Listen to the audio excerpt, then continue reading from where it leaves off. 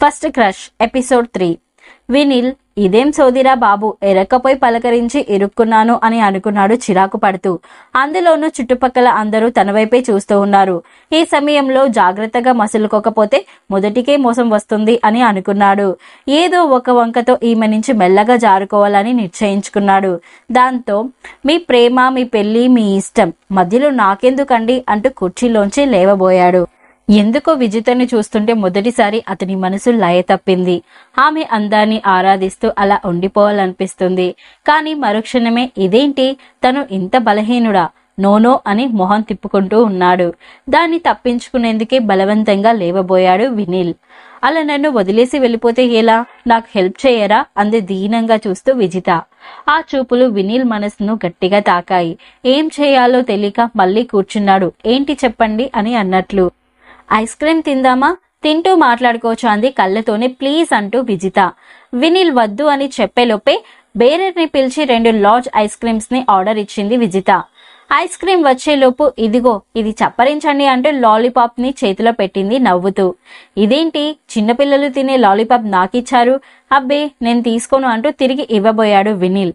చిన్నపిల్లాన్నే అనుకొని తీసుకోండి, కాలక్షేపానికి చప్పరించొచ్చు అంటూ తను ఓ లాలీపాప్ ని బుగ్గన పెట్టుకుంటూ వినిల్ నే చూస్తూ.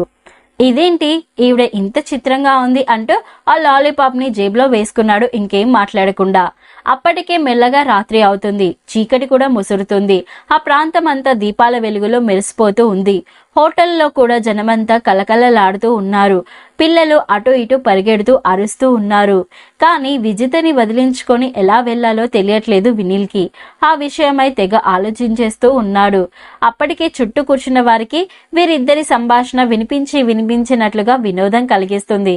అందరూ ఉత్సాహంగా వీరి వైపే చూస్తూ ఉన్నారు. ఎక్కడి నుంచైనా ఫోన్ వస్తే మాట్లాడుతూ అలా వెళ్లిపోవచ్చని మొబైల్ వైపే చూస్తూ మదన పడుతూ ఉన్నాడు వినిల్. అతని కదలికలు గమనిస్తూనే అతన్నే చూస్తోంది విజిత. మగవారిలో ఇంత హ్యాండ్సమ్ గా కూడా ఉంటారా అని అలా అతన్నే చూస్తుంది. విజిత చూపులు కొంచెం ఇబ్బంది కలిగిస్తూ ఉండడంతో నేను వెళ్తానండి అంటూ లేవబోయాడు వినిల్. ప్లీజ్ కూర్చోండి, ఐస్ క్రీమ్ తినేసి వెళ్దామంది విజిత బ్రతిమీలాడుతున్నట్లు అతని మొహంలోకే చూస్తూ. ఈలోపు ఐస్ క్రీమ్ కూడా తీసుకొచ్చాడు. అందులోనూ లార్జ్ ఐస్ క్రీమ్స్ ఆర్డర్ ఇచ్చింది విజిత. ఇంకేముంది, వినిల్ బుక్ అయ్యాడు. ఎలాగైనా అతన్ని మాటల్లో పెట్టాలని మీ సంగతులు చెప్పలేదు అంది విజిత ఐస్ క్రీమ్ తింటూ. ఏముంది మామూలే అని ముక్తసరిగా చెప్పాడు వినిల్. వినిల్ కి మనసులో భయంగా ఉంది. అతనికి ఆడవాళ్లతో అలా సరదాగా కబుర్లు చెప్పడం అంటే ఇష్టం లేదు. తండ్రి తెచ్చిన సంబంధం చూసి పెళ్లయ్యేంత వరకు కొంచెం జాగ్రత్తగా ఉండాలి అన్నది అతని అభిప్రాయం. పెళ్లికి ముందు ప్రేమ ఎంత మాత్రము కుదరదు అన్నది అతని స్థిర నిశ్చయం. ప్రేమకు పెళ్లికి పొత్తు కుదరదు అన్నది అతని అభిప్రాయం. అందులోనూ రోజు వార్తల్లో సోషల్ మీడియాలో కథనాలు చూస్తూ అమ్మో అలాంటివి అసలొద్దు, ఏదో బుద్ధిగా జాతకం కుదిరిన అమ్మాయిని పెళ్లి చేసుకుని జీవితం గడిపేస్తే హ్యాపీ అని అనుకుంటూ ఉంటాడు. వినిల్ అలా ఆలోచిస్తూ ఉండగా, సరే రేపు మా ఇంటికి వచ్చి మా పేరెంట్స్ కి నచ్చ చెప్పండి, నా పెళ్లి చూపులు ఆపేలా ప్రయత్నం చేయండి ప్లీజ్ అంది వేడుకుంటున్నట్లు విజిత. ఆ మాటలకు అదిరిపడ్డాడు వినిల్. అరే నేనెలా వస్తాను, మీరెవరో నేనెవరో, ఇక్కడేదో 2 నిమిషాలు మాట్లాడితే సరిపోతుంది, మన మధ్య ఏముందని నేను మీకు హెల్ప్ చేయాలి, నేను రాను అని ఖచ్చితంగా చెప్పాడు విజిత వైపు చూడకుండా వినిల్. ఒక్కసారి నా మొహంలోకి చూసి చెప్పండి అంది విజిత. నేను చూడను, నేను వెళ్తున్నాను అంటూ లేచాడు. అంతేలేండి, మీరేదో మంచివారనుకున్నాను, మీకే మీరే నా దగ్గరకు వచ్చి నన్ను ఓదారుస్తుంటే ఎంతో సంతోషంగా మీరు నాకు హెల్ప్ చేస్తారని కొండంత ఆశపడ్డాను అంటూ మీ చేతో ఆ టిష్యూ ఇవ్వండి అంది గోముగా విజిత. అబ్బా మళ్ళీ మొదలెట్టిందండి పాత పాట అంటూ మనసులో అనుకుని గుప్పెడు టిష్యూలను తీసి కోపంగా విజిత చేతిలో కుక్కాడు. థ్యాంక్స్, ఇన్ని వద్దులేండి, ఒక్కటి చాలు అంటూ మూతి తుడుచుకుంది విజిత. మీరు నాకు ఏ హెల్ప్ చేయరని తెలిసిపోయింది, నన్ను కొంచెం ఇంటి దగ్గర అయినా డ్రాప్ చేయండి ప్లీజ్ అని అడిగింది విజిత. సరే పదండి, ఎక్కడ మీ ఇల్లు, అలా అయినా వదిలించుకుందామని ఆనందపడ్డాడు వినిల్. బంజారా హిల్స్ లో, మీరెక్కడ ఉంటారు అని అడిగింది విజిత. నేను బంజారా హిల్స్ రోడ్ నెంబర్ 12 లో అని అన్నాడు వినిల్. ఓ నైస్, మాది అదే రోడ్ అంది కళ్ళు గుండ్రంగా తిప్పుతూ. ఆమె వైపు చూస్తే చాలు భయంగా ఉంది వినిల్ కి. ఎక్కడ ఆకర్షితుడవుతాడో అన్నట్లు ఉంది అతనికి. అంతా గమనిస్తూనే మనసులో నవ్వుకుంటోంది విజిత. అతని కంగారు ఆమెకు వింతగా హాయిగా ఉంది.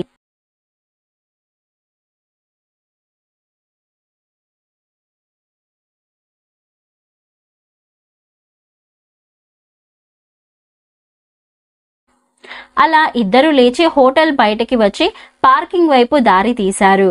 కొంచెం వెనుకగా నడుస్తూ విజిత డ్రైవర్కి ఫోన్ చేసి చెప్పింది, నువ్వు వెళ్ళు, నేను వస్తాను అని. బయట కొంచెం చిరుజల్లు పడుతుంది. వినీల్ కారు కొంచెం దూరంలోనే పార్క్ చేసి ఉంది. మీరు ఇక్కడే ఉండండి, నేను కారు తీసుకువస్తాను అని అన్నాడు వినీల్. పర్లేదు, అంత తడిసెట్లు లేదు కదా, చిన్న జల్లే కదా అంటూ అతని పక్కనే నడుస్తోంది విజిత. అలా యాదృచ్ఛికంగా పక్కకు తిరిగి విజిత వైపు చూశాడు వినీల్. ఆ క్షణంలో బ్రహ్మని మెచ్చుకోకుండా ఉండలేకపోయాడు. ఈ అందాల రాశిని వరించే ఆ అదృష్టవంతుడు ఎక్కడున్నాడో అని అనుకున్నాడు. విజిత మొహమాటం లేకుండా అతన్ని చూస్తుంది. అది గమనించిన వినీల్ కొంచెం వడివడిగా అడుగులేస్తూ ఉన్నాడు. అబ్బా, కొంచెం ఆగండి, మీ పరుగు నేను అందుకోలేకపోతున్నాను. అలా అయితే మీరే నన్ను ఎత్తుకు తీసుకువెళ్ళాలి చెప్తున్నా అని అంది విజిత. దాంతో అమ్మో, ఇదొక ఫిట్టింగా అనుకుంటూ తన స్పీడ్ ని తగ్గించుకున్నాడు వినీల్. అలా మెల్లగా నడుచుకుంటూ వెళ్లి ఇద్దరు కారులో కూర్చున్నారు. మీ ఇల్లు ఎక్కడా? మిమ్మల్ని దింపేసి నేను వెళ్తాను అని అన్నాడు. మీ ఇంటి పక్కనే అంది వినీల్ ని చూస్తూ. అంటే నువ్వు వెంకట్రాజు గారి అమ్మాయివా అన్నాడు ఆశ్చర్యంగా. అవును అంది నవ్వుతూ. అరే, నేనెప్పుడు గమనించలేదు అని అన్నాడు వినీల్. మిమ్మల్ని నేను రోజు చూస్తూ ఉంటాను అంది ఆదరణపూర్వకంగా. మీరు సెకండ్ ఫ్లోర్ లో ఉంటారు, మీ ఇల్లు మా పెద్దనాన్నగారిదే అని అంది విజిత. అవునా, వీర్రాజు గారు మీ పెద్దనాన్నగారా అని అన్నాడు వినీల్. అవును, మీరు బిజీగా ఉంటారు కదా, ఇక నన్నెక్కడ గమనిస్తారు, కానీ నేను మీ ప్రతి కదలికను గమనిస్తూ ఉంటాను వినీల్ గారు అని అంది చిలిపిగా. ఓ, పేరు కూడా తెలుసన్నమాట అని అన్నాడు వినీల్. మరి మీరే నా ఫస్ట్ క్రష్ కదా అని అంది విజిత. ఏంటి అంటూ సడన్ బ్రేక్ వేశాడు వినీల్. లక్కీగా వెనుక వాహనాలు ఏమీ లేవు, లేకుంటే చిన్న యాక్సిడెంట్ అయ్యుండేది. తర్వాత ఏం జరుగుతుంది? విజితకి వినీల్ ముందే తెలుసా? ఇలాంటి విషయాలు తెలుసుకోవాలి అంటే నెక్స్ట్ ఎపిసోడ్ వినాల్సిందే. మీరేమైనా ఈ స్టోరీ గురించి గెస్ట్ చేస్తే కామెంట్ బాక్స్ లో కామెంట్ చేయండి. అలాగే ఈ వీడియో నచ్చితే లైక్ చేసి షేర్ చేసి సబ్స్క్రైబ్ చేసుకోండి.